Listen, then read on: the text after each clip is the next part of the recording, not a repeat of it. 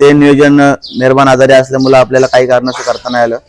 तर एनी टाइमावरती आकाश शेट राऊत बदलापूर यांनी एका शब्दावरती आम्हाला पायरा दिला. ते मथुरनं अजरामर करून ठेवले. कारण की मथुरची फॅन फॉलोईंग बघता जर तुम्ही आता परवाच्या मैदानात बघितली फॅन फॉलोईंग तर हजारोने फॅन. तर मित्रांनो आपण समोरच बघतोय तारचा मानकरी ब्रेकफील्ड रायबा. तर दादांशी बोलूया. तर नमस्कार दादा. नमस्कार. तर तुमचा परिचय देण्याची गरज नाहीये कारण की रायबाने असं नाव करून ठेवलेलं आहे तुमचं की काय बोलाल म्हणजे काही नाही. कमी वयात जास्त नाव केलं या बैलाने आणि जी बैलगाडी क्षेत्रात कुठेतरी आमची कमतरता होती ते आज संपूर्ण महाराष्ट्रात भरपूर असं नाव केलं. तेच बैलाबद्दल बाकी काही नाही. काय वय आहे आता रायबाचं? रायबाचं एक 2.5-3 वर्ष वय आहे. आताशी बैलाचा एकच दात पडलाय आणि संपूर्ण जर बोलायला गेलं तर आदत वयामध्येच संपूर्ण महाराष्ट्राला दाखवून दिलं की हा उसाटण्याचा ब्रेक फेर रायबा आहे. कारण की कुठेतरी गावाची पण ओळख आणि आमची पण ओळख बैलगाडी क्षेत्रात कोणी करून दिलं तर हाच तो रायबा. आपला तारचा मैदान झालं तिथं पहिल्यांदा नियोजन कसं काय झालं आणि शेवटपर्यंत जेव्हा आपण फायनलचे मानकरी झालात त्याबद्दल म्हणजे काय बोलाल? नियोजन बोलायचं झालं तर आपला मागच्या वेळेस भारत केसरीला 3 नंबर झाला होता मेहरबान मध्ये. तोच नियोजन कुठेतरी करायचं होतं कारण की गुलालातली गाडी होती. पण ते नियोजन मेहरबान आजारी असल्यामुळे आपल्याला काही कारणाचं करता नाही आलं. तर एनी टाइमावरती आकाश शेट राऊत बदलापूर यांनी एका शब्दावरती आम्हाला पायरा दिला आणि दोन्ही मालकांच्या एकदम सहमतीने पायरा झाला. त्यामुळं गाडी अतिशय सुंदर पळाली आणि 1 नंबर थारची मानकरी बनली. बघा मैदानात सगळे टॉपचेच नंदी होते की असं म्हणजे ते एक प्रकारे आपण फॉर्मलाच होते की ते गुलाल घेऊनच मैदानातून जातात. पण रायबाने कुठेतरी असं करून दाखवलं की पूर्ण आपण महाराष्ट्रात चर्चा बघतोय की तारचा मानकरी रायबा आणि शंभू झाले. त्याच्याबद्दल काय बोला?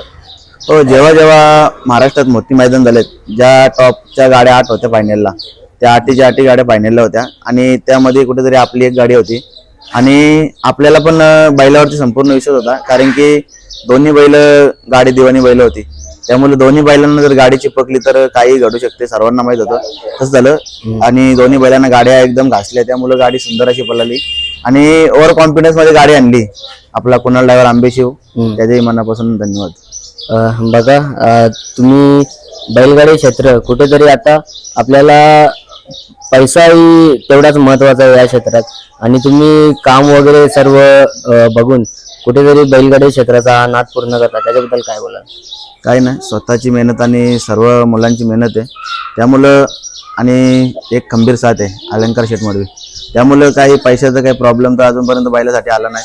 आणि राहिला विषय बैलगाडी क्षेत्रात पैसा तर आकाश दादांची तुम्ही मुलाखत बघता तुम्हाला समजत असेल. आज त्यांचं नाव आहे पूर्वीपासून आहे तरी सुद्धा त्यांना वायदीला सामोरं जावं लागतं. तर दुसऱ्या गाड्या मालकांची काय अवस्था असेल.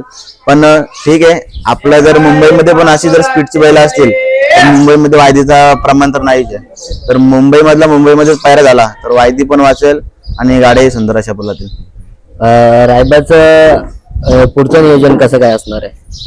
पुढचं नियोजन आता आज तर मैदानात चाललंय, गावचं मैदान आहे आणि एक 16 तारखेला मोठं नियोजन आहे, लवकरच दिसेल.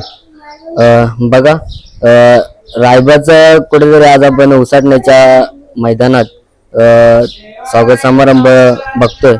तर हे आपल्या नंदीचं नाही तर आपल्या मालकाचं सुद्धा आहे. तो अभिमान तुम्ही कसा काय सांगाल? अभिमान ज्याचा बैल आहे त्याला अभिमान तर प्रत्येकाला असणारच आहे. कारण की आपला बैलाने जे करून ठेवलंय ते कधी नाव न मिटण्यासारखं आहे. त्यामुळं अभिमान प्रत्येकाला आहे आणि गावाला पण सुद्धा भरपूर असा अभिमान आहे. त्या दिवशी ज्या दिवशी विजय झाला त्या दिवशी संपूर्ण गावाने पण जल्लोष केला, आम्ही पण केला. हे जल्लोष आहे तेवढ्या पुरतच होतं. आता काहीतरी पुढचं नवीन करायचं त्याच्या नियोजनात आहे. बघा आपले जेव्हा आपल्याला कुठेतरी साथ देतात किंवा आपलं आता स्वागत वगैरे आपण बघतोय आपले कधीच आपल्याला सपोर्ट करताना बघत नाही. पण रायबाचं स्वागत वगैरे आणि तुमचा गावचा सपोर्ट कसा काय?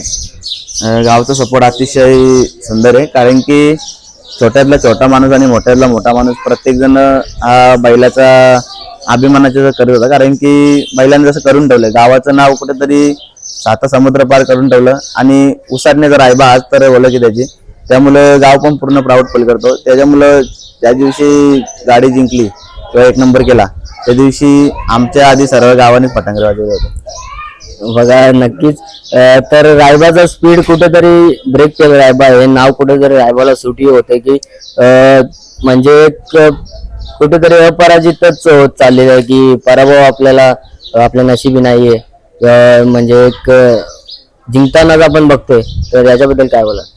काय नाही, हार आणि जीत या खेळातल्या 2 बाजू आहेत. त्यामुळं आपल्याला आपण शून्यातून वर आलेलो आहे. त्यामुळं आपल्याला हार जरी झाली तरी पण आपल्याला काही एवढी नाराजगी वाटत नाही, कारण की आपल्याला ज्या बैलांनी अजूनपर्यंत तर अशी खालती मान घालायला लावलीच नाही. त्यामुळं हार झाली तरी आपण ऍक्सेप्ट करायला तयार असतो आणि जीत झाली तरी आपण जास्त ओरडून जात नाही. त्या दिवशी जल्लोष झाला, 1 नंबर झाला. प्रत्येक गाडा मालक असतं कोण बी तरी जल्लोष केला असता. आम्ही पण केला, पण ते जल्लोष तितक्यापुरतच होतं.